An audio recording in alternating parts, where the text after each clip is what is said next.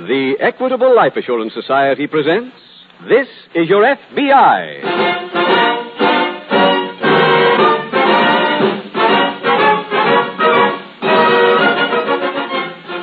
This is Your F.B.I., the official broadcast from the files of the Federal Bureau of Investigation. Presented as a public service by the Equitable Life Assurance Society of the United States and the Equitable Society's representative in your community.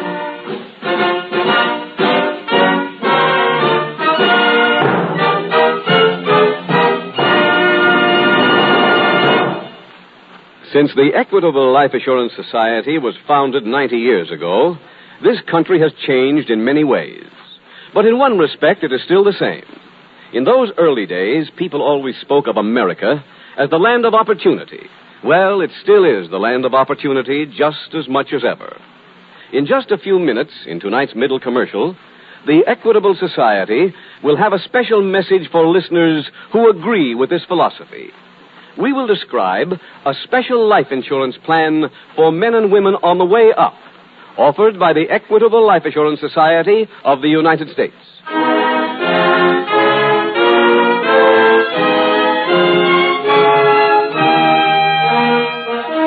Tonight's FBI file, The 3 Fathom Frame-Up.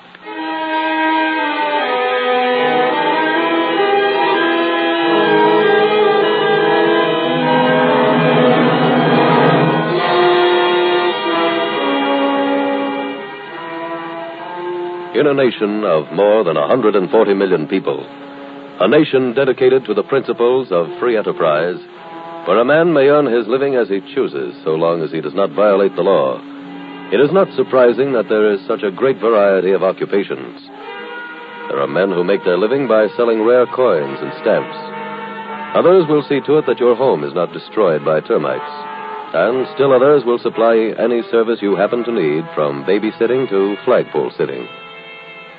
Among those Americans who practice an unusual vocation is a small group of men who earn their daily bread by diving. They work in treacherous currents and under such conditions that a mistake by them or by someone on the surface can cost them their very life. They grow old before their time, these young veterans of this underwater profession, and there are hazards to their business that not even the most careful can foresee. Tonight's case from the files of your FBI introduces you to one of those men and tells you of one of the odd jobs he did.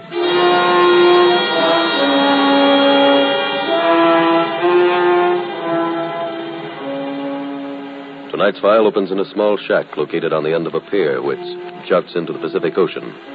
It is early evening, and Paul Burnett and his wife are going over the ledger which contains a record of his income for the past year. Paul? Have you got the figures for July? Yeah. Here you are. Oh, thanks. Not very pretty, are they, Clara? Oh, they could be worse. Salvage company called again today. I'm still offering the same job? Uh-huh. They probably figure I've got to take their offer. But you don't have to, Paul. You've had some good jobs. They weren't good enough. Paul, we saved for such a long time to buy your equipment. You've got to give it a chance. Well, we don't have to decide that tonight. I'll get it.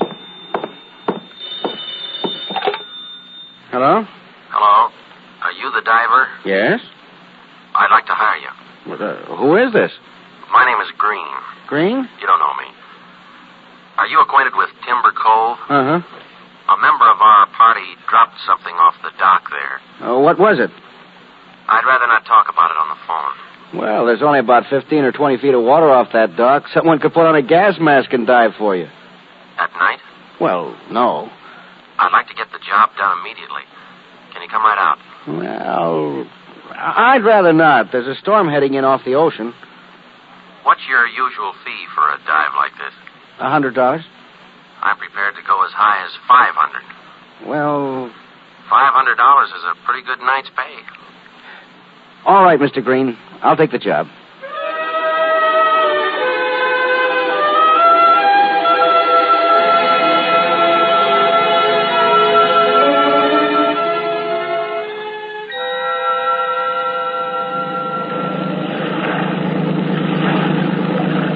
Get the line ready, Clara. I've got it.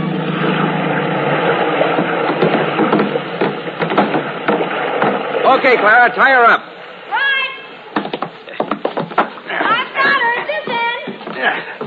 There. She's tied here, too. It's so foggy, it's hard to see if there's anybody on the dock. Wait. I hear someone. Hello? Hello? I hear you. Are you Mr. Green? No. My name is Newton. I'm Paul Burnett. I'm a diver. Mr. Green called me. He hasn't gotten back from Shore City yet. He called you from there. Oh, what's the problem, Mr. Newton? Mr. Green and I came ashore about an hour ago. We landed at this dock. Uh-huh. Another man and his wife were with us. She was carrying quite a bit of jewelry in a red leather box. Is that what you want me to dive for? Yes. Well, do you know about where it went in? Yes, I can show you. Oh, good. Clara. Yes, Paul. Let's bring our equipment onto the dock and go to work.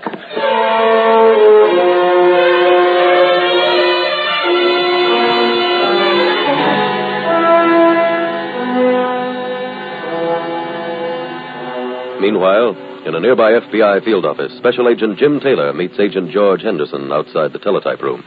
Hi, Jim. Hello, George. Just coming down to get you. The switchboard told me you were here. What did you want? We're working together on a jewel theft that was reported about 10 minutes ago. Oh? A yacht named the Laura B. radioed the local police. Said they were held up earlier tonight by two men who came aboard posing as F.B.I. agents. Jewel theft and impersonation, eh? That's right. Seems the bandits tied up the owner, his wife, and the members of the crew.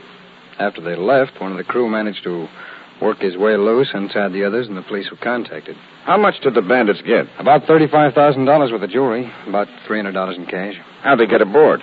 In a rowboat. They got away in a tender belonging to the yacht. Have we got a description of the jewelry? We're getting it. All we know now is that the bandits carried their loot away in a red leather jewel box. Have we got any descriptions on the two men? Oh, yes. For a change, we've got complete descriptions. Oh, good. Both men are in their early 30s. They weren't corner-of-the-mouth thugs. They're well-dressed and well-spoken. I have physical details on them, too. We've already sent out an alarm on them. Jim, where did this holdup take place? Oh, not too far from Shore City. I know the country around there. Oh? Well, the police down there have been notified to be on the lookout for the men. You know, George, it's my guess they headed straight toward land after they left the yacht. Well, that's reasonable. Well, let's sign out of here and head for Shore City.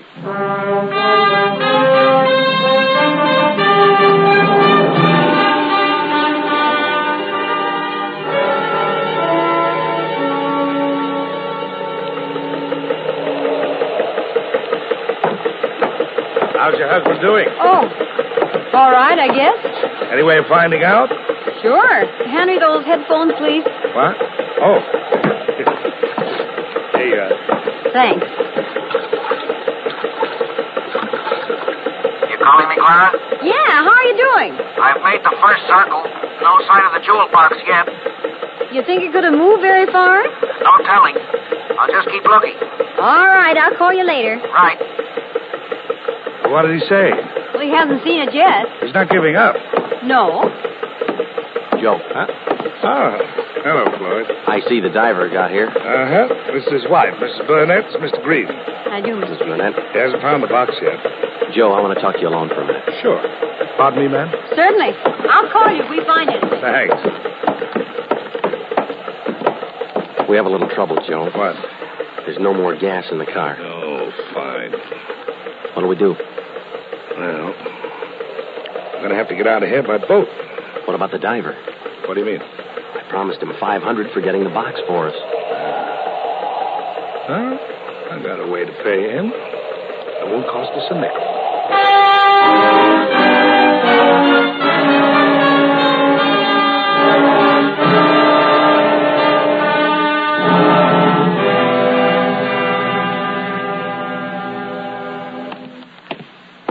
George, I just spoke to the chief of police. He said we could use his office. Fine.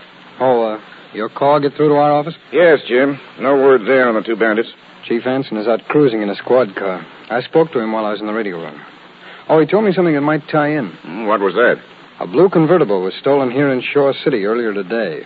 The theft was witnessed by a man named Jenkins.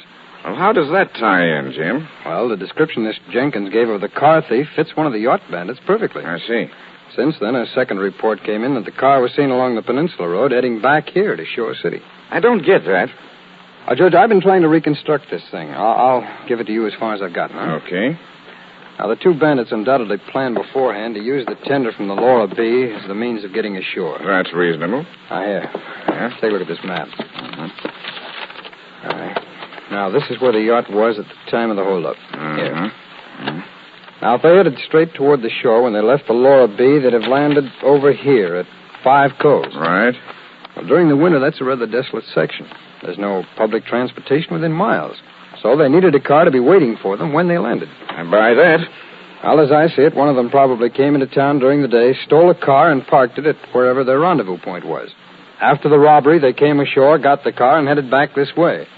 If that's true, Jim, Oh, pardon me, dear. Special Agent Taylor speaking. Mr. Taylor, this is Miss Emery at the switchboard. Yes, Miss Emery. I've just received a message from the radio room for you. Chief Hanson radioed in that blue convertible was just reported a few minutes ago, headed back toward 5 Coves. Thanks very much, Miss Emery. George, that stolen car we just seen heading back toward the Coves. They must be running a shuttle. Yeah, in any case, that makes our next step automatic. There's only one road leading to those 5 Coves, the Peninsula Road. Let's set up a block there and start moving in on them.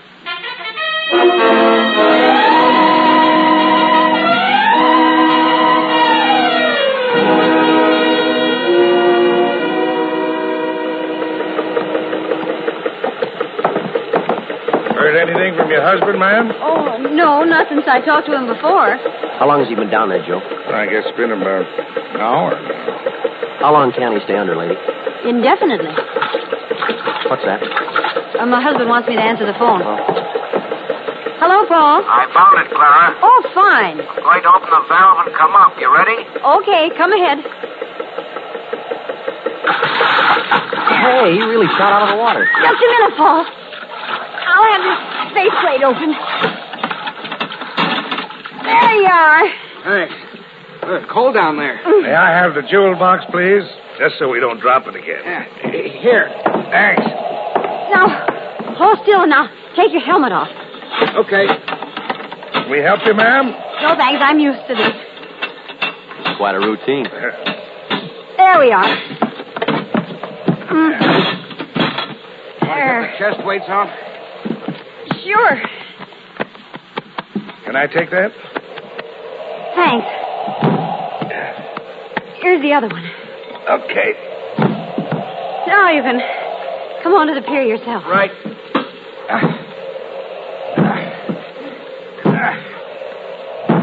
Did a very fine job, Burnett.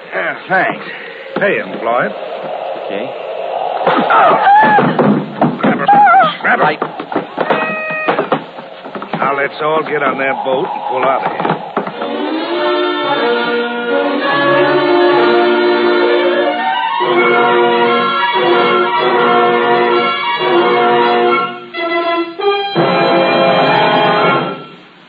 We will reopen tonight's FBI file in just a moment.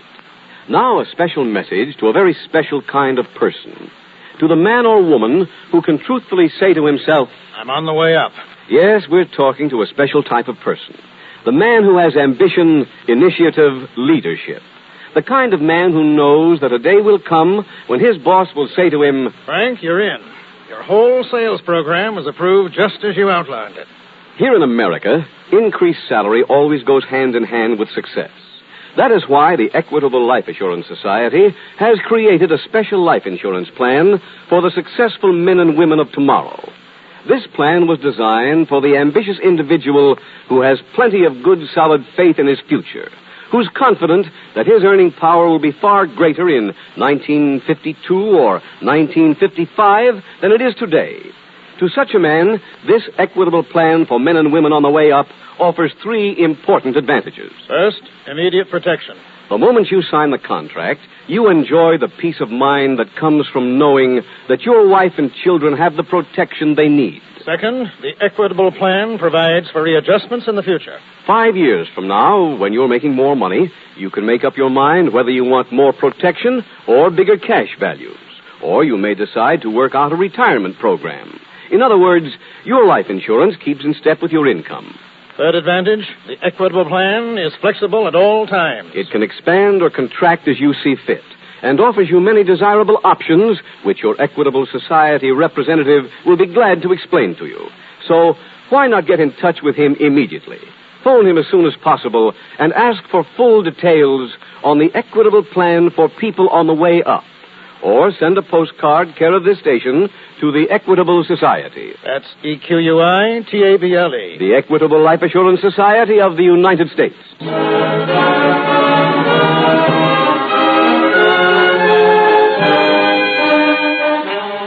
And now back to the FBI file, the 3 Fathom Frame-Up.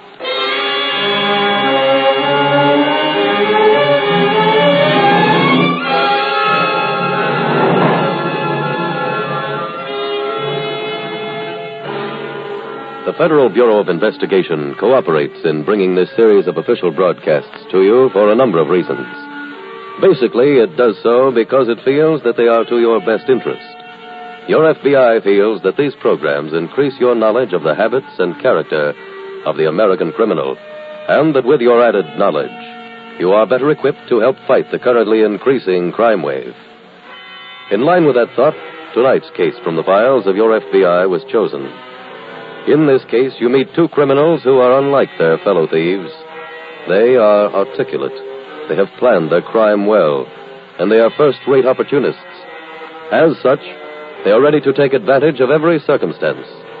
In sum, they are wholly unlike the popular conception of a thief. However, they do have some things in common with other criminals. Like the rest, they are thoughtless, cruel human beings capable of inflicting every kind of mental and physical torture, and capable, too, of relishing the discomfort of their victims. Their actions once more prove the criminal's credo, a credo which says, if you, the innocent law-abiding citizen, stand in the way of profit or escape, you are marked for doom.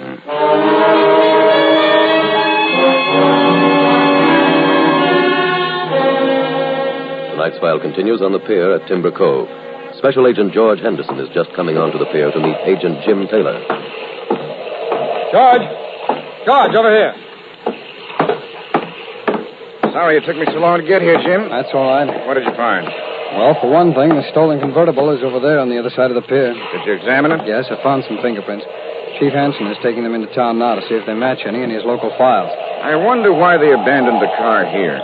Oh, there was no gas left in it. Oh. Any trace of the tender from the Laura B? Yeah, right over there, on the beach there. Well, how did they get away from here? Oh, I think I can answer that. There's oil slick on the water on the other side of the pier. That means there was another boat here tonight. You think some Confederates picked them up? No, I don't believe so, George. Why not? Well, for one thing, I found this piece of glass mounted in this iron ring. Oh, what is it? It's a window from a diving room. They must have had a diver here. A diver? Yeah. My guess is that they dropped their loot and had to get a diver to retrieve it for them. Well, in that case, the diver could have been in on it. Yeah, that's true. Except I think there was a fight here, too. Come here. There. Some fresh blood here on the pier. There, see? Oh, yeah. Now, the fight could have been between the diver and the bandits. That could be. I would also account for the 2 trips, one each way, that were made in the stolen car between here and Shore City. Huh? One of the bandits would have had to go into town to call the diver. Yes, I suppose. If, and this is a big if, George, if I'm right so far, then we've got one job to do now. Let's go to the nearest phone and try to locate that diver.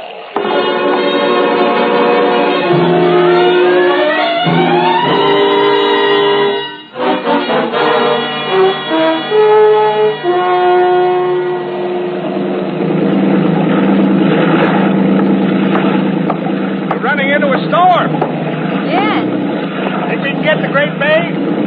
I don't know. How's my husband? He hasn't come around yet. Can I see him, please? No, you stay at the wheel. But he needs help. My friend is with him. Hey, how will this thing ride through a storm? Not too well. Look, how far is it to your place? 3 miles? I think maybe we'll change our plans. What do you mean? Forget about Great Bay. Head for your place. You got a phone. We can call a friend from there and have him pick us up.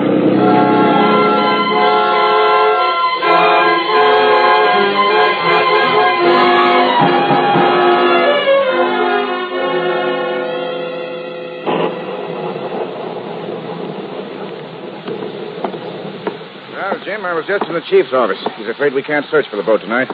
I didn't think we could. Have you spoken to our office? Yes, they've checked the description of the bandits against the files. So far, they haven't gotten any results. How about the divers? Did you contact them? I spoke to 3 of them so far. None of them had any calls tonight.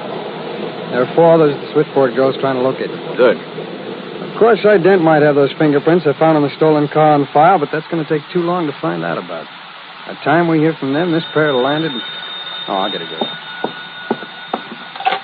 Special Agent Taylor speaking. This is Miss Emery again, Mr. Taylor. None of those other numbers seem to answer. Shall I keep trying? Yes. Make one more set of calls, will you? Yes, surely. Thanks very much. Any answer yet from those other divers? No, the girl's going to make one more try. George, if we still don't get any results, let's go out and check them in person.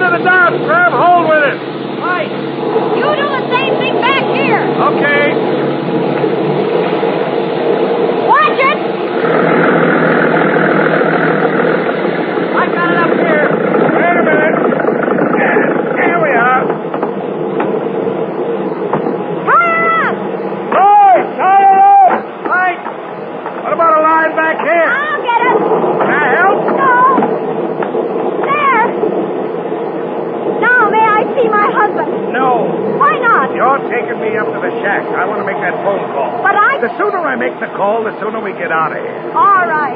Come on. There won't be anybody in the shack, will there? No. Here we are. Go ahead. Thanks. Got a light in here? Yes. Thanks. There's the phone. Oh, okay. Number, please. Get me Elmwood 69191. Just a moment, please. I have a call for you. Will you take it, or shall I get your number first? Hold it. There's a call for you. Take it, but don't you say anything on the line. You understand? Yes. Yeah. Hello? Just a moment, please. I'm getting your party for you. Here you are. Hello, Mr. Burnett? This is Mrs. Burnett. Can I help you? Yes, ma'am. My name is Taylor. I'm a special agent of the F.B.I. Yes, Mr. Taylor. Tell me, did your husband receive a phone call tonight from a man who hired him to do some diving for a jewel box at Timber Cove? No, Mr. Taylor. What type of diving suit does your husband use, Mrs. Burnett? A Mark V. I see. Well, thanks very much. Sorry to bother you at this hour. That's all right. Good night. Good night. You did that very well, lady. Now I make my call.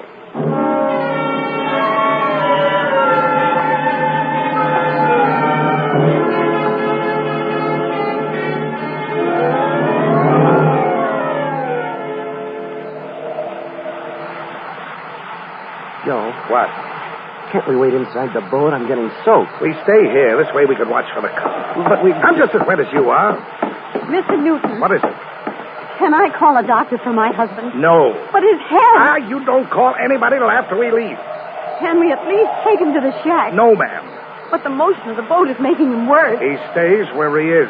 Look, you have no right to do this. Oh, shut up! Oh. Joe, look. What? There's a car coming down the pier. Come on. Grab the jewel box. Let's go. All right.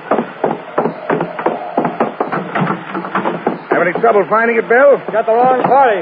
Stand where you are, both of you. Joe. George, put the cuffs on him. Right, Jim. I'll take that jewel box. Are you the police?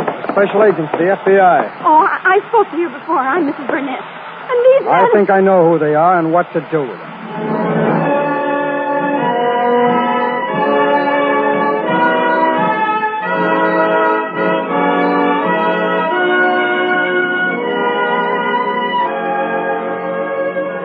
Paul Burnett recovered from his injury and was able to testify at the trial of Floyd Green and Joe Newton.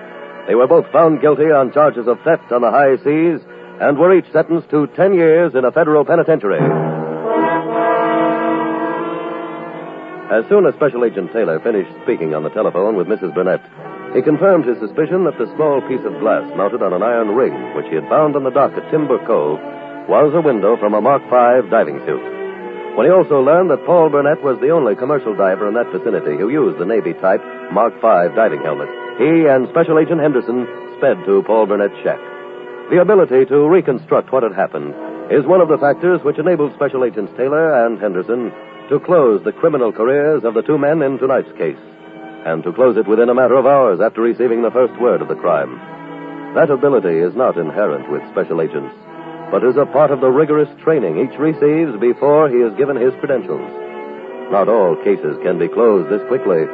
Sometimes it takes a week, or a month, or even, as it did in one case, 16 long years. But whether it takes hours or years, you can be sure of one thing. Your FBI stays on the job around the clock and around the calendar until every case is closed the way tonight's was closed, with the conviction of the criminals.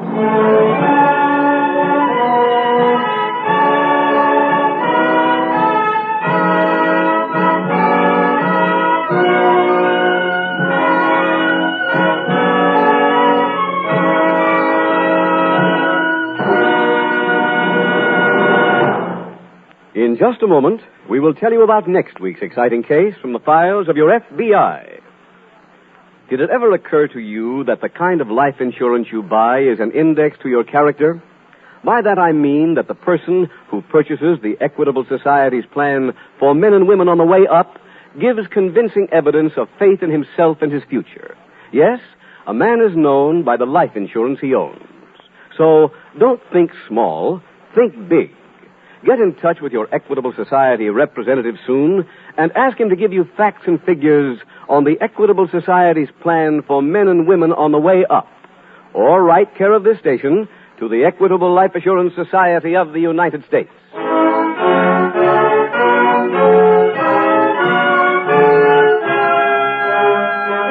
Next week, we will dramatize another case from the files of the Federal Bureau of Investigation.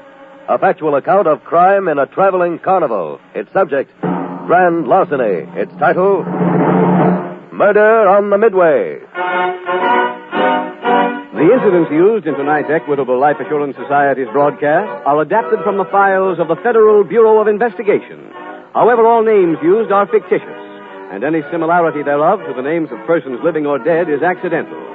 Tonight, the music was composed and conducted by Frederick Steiner. The author was Jerry D. Lewis. Your narrator was William Woodson, and Special Agent Taylor was played by Stacy Harris. This is Your F.B.I. is a Jerry Devine production. This is Larry Keating speaking for the Equitable Life Assurance Society of the United States and the Equitable Society's representative in your community, and inviting you to tune in again next week at this same time when the Equitable Life Assurance Society will bring you another thrilling story from the files of the Federal Bureau of Investigation. Murder on the Midway, on This Is Your F.B.I. This is ABC, the American Broadcasting Company.